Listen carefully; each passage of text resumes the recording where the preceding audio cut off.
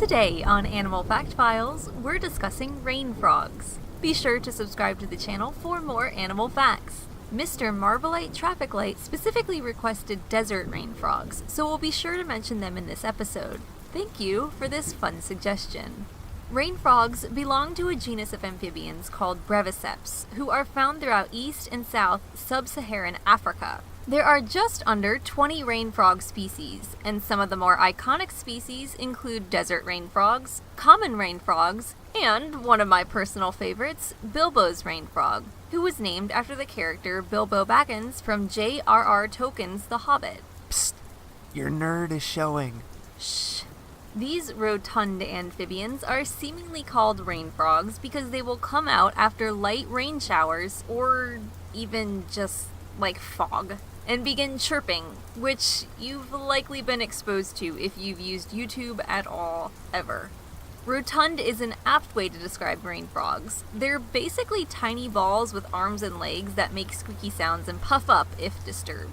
Seriously, just look at these things. How is this even real? What happened to your neck? Okay, I'm pretty sure that's just a rock. And this is definitely just a concept sketch for Godzilla. We're getting off topic.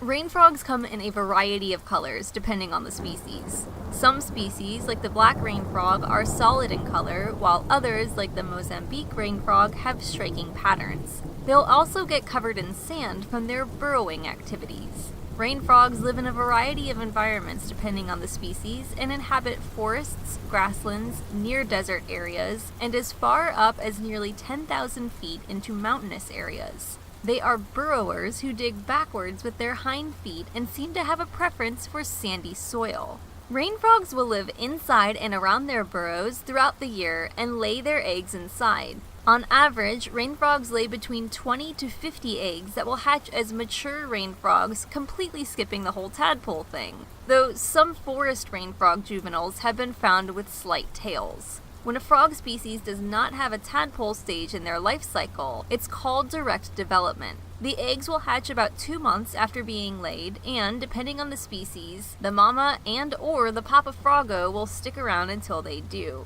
As for their lifespan, we could only find one source saying that desert rain frogs may live longer than a decade, but since we don't have anything to cross-reference that, the verdict might still be out on that one. If you know their lifespan and have a link to some information on it, please post it in the comments. In general, female rain frogs are larger than males, and this can make reproduction messy. No, literally. He's so much smaller than her that he can't even hold on to her love handles. So, to make up for her mate's small stature, she'll release a sticky glue-like substance to fasten him to her body.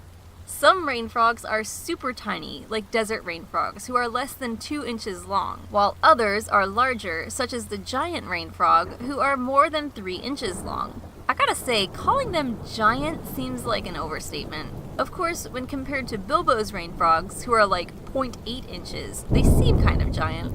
No matter how big or small they may become, they have to eat to reach their full potential. Rain frogs enjoy termites as well as beetles, ants, caterpillars, and other kinds of arthropods. In turn, rain frogs are eaten by snakes as well as birds of prey. However, rain frogs will run away from predators and puff themselves up inside their burrows so that getting them out is nearly impossible. Some species will also wrap themselves in a cocoon to help avoid desiccation. That's not exactly related to the whole getting eaten by predators thing, but I just wanted to mention it.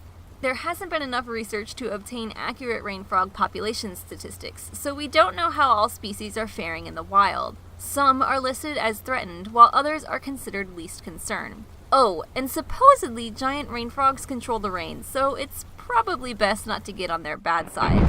For more facts on rain frogs, check out the links in the description. Tell us which species of rain frog is your favorite in the comments. Give a thumbs up if you enjoyed this video, and we'll see you next time on Animal Fact Files.